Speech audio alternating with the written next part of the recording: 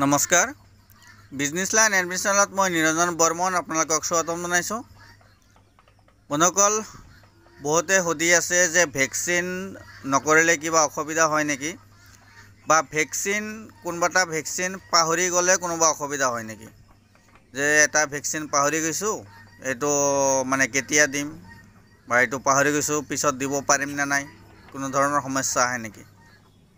আৰু কিছুমানে যিবিলাক নতুন ফাৰ্মাৰ মানে ভেকচিনৰ কথা শুনি মানে ভয় খাই যায় যে ভেকচিন কেনেকৈ দিম, বা ভেকচিন নিদিলে কিবা হ'ব নেকি।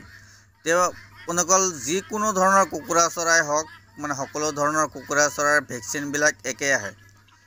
ইয়াত টাৰ্কি দেখা পাই আছে, গিনি ফ্ল' দেখা পাই আছে, মানে ব্ৰইলাৰৰ যিবিলাক ভেকচিন আহে সেই ভেকচিন ইয়াকো দিব লাগে।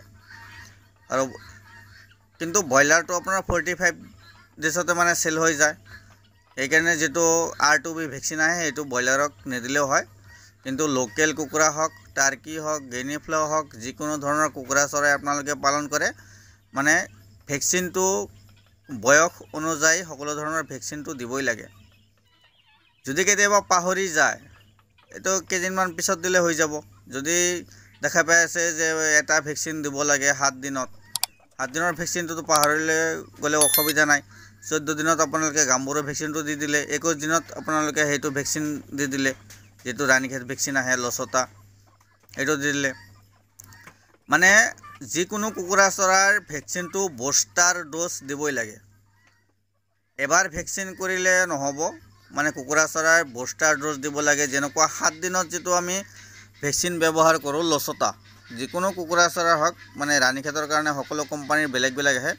আমি যিটো ব্যৱহাৰ কৰোঁ লচটা F1 বুলি কয়, যে F1 ভেকচিন দিয়ক, মানে সেইটোৱে লচটা 7 দিনত যিটো ব্যৱহাৰ কৰিছোঁ।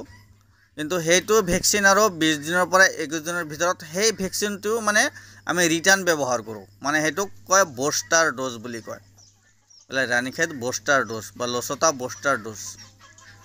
আৰু দাদা এজনে মানে বাৰে বাৰে কৈ আছে যে মই গাম্বুৰৰ ভেকচিনটো দিবলৈ পাহৰি গৈছোঁ, বা কিবা উপায় আছে নেকি।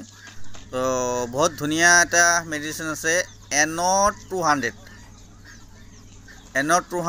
এই মেডিচিনটো IBD বা গাম্বুৰো এটাই বেমাৰে হয়, IBD মানে গাম্বুৰো। কিন্তু এই মেডিচিনটো দিব পাৰি, বহুত ধুনীয়া আৰু বহুত ভাল ৰিজাল্ট। মই নিজেও ব্যৱহাৰ কৰি আছোঁ, মানে এইটো ব্যৱহাৰ কৰিলে বহুত ধুনীয়া হ'ব। আপোনালোকে সকলো ধৰণৰ আপডেট পাই থাকিব মোৰ ভিডিঅ'ত। লাইক এটা কৰি ৰাখিব, চেনেলটো ছাবস্ক্ৰাইব কৰি ৰাখিব। ধন্যবাদ।